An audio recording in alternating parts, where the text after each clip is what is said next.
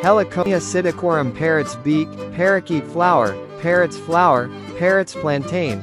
False bird of paradise is a perennial herb native to the Caribbean and South America. It is considered native to French Guiana, Guyana, Suriname, Venezuela, Colombia, Bolivia, Brazil, Paraguay, Panama and Trinidad and Tobago. It is reportedly naturalized in Gambia, Thailand, Puerto Rico, Hispaniola, Jamaica and the Lesser Antilles.